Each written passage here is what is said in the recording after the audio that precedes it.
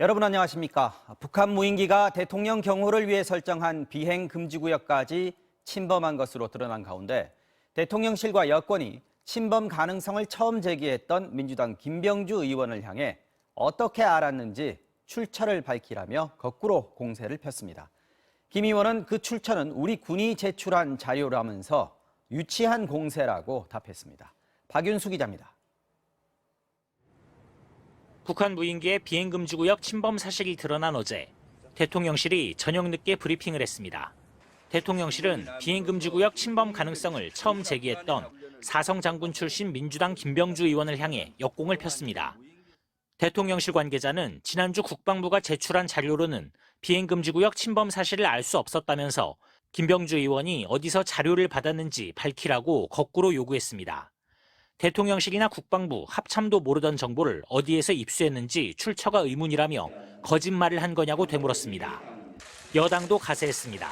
군 장성 출신인 국민의힘 신원식 의원은 북한 내통설까지 제기했습니다. 민주당이 군보다 무인기 항적을 먼저 알았다면 북한과 내통하고 있다고 자백하는 것이라는 주장을 했습니다. 여당 지도부도 비슷한 주장을 했습니다. 군 내에서 비밀 정보를 입수한 것인지 아니면 다른 쪽으로부터 입수한 것인지도 국민들에게 명백히 밝혀야 합니다. 국방부가 뒤늦게 비행금지구역 침범 사실을 시인했는데 오히려 그 가능성을 처음 지적한 야당 의원을 집중 표적으로 삼은 겁니다. 김병주 의원은 황당하다는 반응을 보였습니다. 의혹 제기의 출처는 군이 제공한 자료라며 지도를 볼 줄 알고 점만 연결해보면 누구나 알 수 있다고 말했습니다. 아주 유치한 정치 공세 공작입니다. 합당한 의혹 제기를 두고 북한 운운하며 색깔론을 펼치는 정부 여당의 수준에 코웃음이 나옵니다. 민주당은 방귀 뀌고 성내는 격이라며 윤석열 정부가 은폐 의혹을 덮으려고 어처구니 없는 음모론을 꺼냈다고 주장했습니다. MBC 뉴스 박윤수입니다. 어제부터 중국발 입국자들에 대한 코로나 음성 확인서 제출이 의무화되면서 도착 후 확진자가 크게 줄었습니다. 하지만 양성률은 여전히 8명 중에 1명꼴로 나타났는데요. 방역당국은 중국 내 잠복기 환자가 많은 것으로 판단하고 있습니다. 이 소식은 이준범 기자가 취재했습니다. 사흘째 오르기만 했던 공항 PCR 검사 양성률이 오늘은 뚝 떨어졌습니다.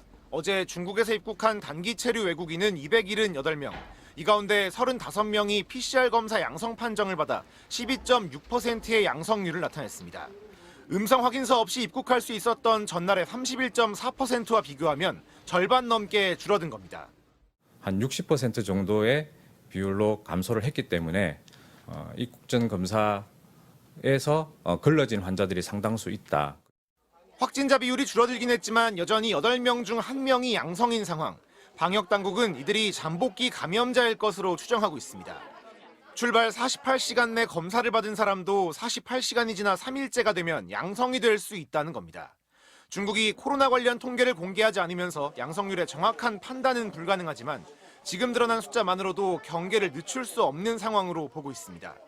국내에 들어와서 또 양성으로 확진되는 비율을 통해서 간접적으로 중국의 방역 상황이나 코로나 유행 상황이 우리나라보다는 조금 더 심각한 상태에 있는 것으로 그렇게 판단을 하고 있습니다. 방역당국은 당분간 중국발 확진자가 계속 발생할 것으로 보고 방역 현장 인력을 더 늘리겠다고 밝혔습니다. 또 입국자 관리 허점도 보완하겠다면서 확진 뒤 도주했다고 검거된 중국인 남성을 국내에서 엄격하게 처벌하겠다고 했습니다. 위법 사실을 정확하게 파악을 해서 거기에 따르는 합법적 처벌을 받고 이후에 강제 퇴거를 하게 됩니다. 내일부터는 홍콩과 마카오에서 한국으로 향하는 사람들도 코로나 음성 확인서가 있어야 비행기를 탈 수 있게 됩니다. MBC 뉴스 이준범입니다. 성남FC 후원금 의혹 사건으로 검찰의 소환 통보를 받은 더불어민주당 이재명 대표가 오는 10일 오전에 검찰에 출석해서 조사를 받기로 했습니다.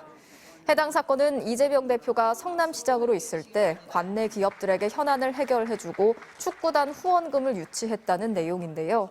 민주당은 검찰과 변호인단이 날짜를 조율했다면서 당당히 출석해서 입장을 말할 것이라고 밝혔습니다. 오늘 문을 연 세계 최대 정보통신 가전 전시회 CES에서 관람객들의 눈길을 끈 건 단연 첨단 모빌리티 기술이었습니다. 구글, 아마존 같은 IT 대기업부터 소니 같은 엔터테인먼트 업체들까지 모빌리티 시장의 미래를 거는 모습입니다. 바퀴 달린 스마트폰, 자동차는 물론 트랙터, 심지어 유모차까지 다양한 탈 것들이 첨단 정보통신 기술을 담는 플랫폼이 됐습니다. 라스베이거스에서 임상재 기자가 전해드립니다. 구글은 컨벤션 센터 야외에 가장 큰 전시장을 차렸습니다. BMW와 볼보, IT 기업이 전면에 내세운 건 유명 자동차 회사의 전기차입니다. 구글은 이 자동차 안에서 안드로이드 오토라는 구글의 운영 체제를 이용해 자동차를 통제할 수 있는 시스템을 구현하고 있습니다. All coming from your phone, so it's very well integrated into your phone ecosystem. I have my contacts, I have my destinations, I have my apps. 또 다른 빅테크 기업 아마존도 마이크로소프트 전시장에도 자동차가 들어서 있습니다. 전기차, 자율주행차로 전환이 가속화되는 시대. 미래 플랫폼으로 자동차를 선정하고 경쟁에 나선 건 빅테크 기업들뿐이 아닙니다. 소니 전시장에도 전기차가 들어서 있습니다. 소니는 혼다와 합작해 만든 차 안에서 게임을 즐길 수 있는 콘셉트카를 내보여 최고의 게임카를 만들겠다는 포부를 보였습니다. We also intend to provide best-in-class entertainment for our customers, in addition to movies, games, and music. 이번 CES의 중요 키워드인 모빌리티는 자동차 영역을 뛰어넘었습니다. 이미 자율주행 트랙터를 선보였던 미국 농기계 업체 존 디어는 씨를 뿌린 자리에만 비료를 뿌려주는 농기계를 들고 나왔습니다. HD 현대는 자율주행 영역을 바다로 넓혔습니다. 최적의 안전한 항로를 찾아 스스로 주행하는 마치 우주비행선처럼 생긴 미래형 선박을 공개했습니다. 보호자가 아이를 안고 걸어가면 따라오는 유모차. 유모차에는 인공지능 AI를 기반으로 한 자율주행 기능이 탑재됐습니다. 우는 아이를 이 유모차에 내려놓고 나서 아이 달래기 모드를 작동하면 보시는 것처럼 유모차가 앞뒤로 움직이면서 자동으로 아이를 달래줍니다. 장애물이 있을 경우 스스로 피합니다. 하지만 움직이는 모든 탈 것들이 스스로 판단해 운행하는 자율주행은 아직은 실험 중입니다.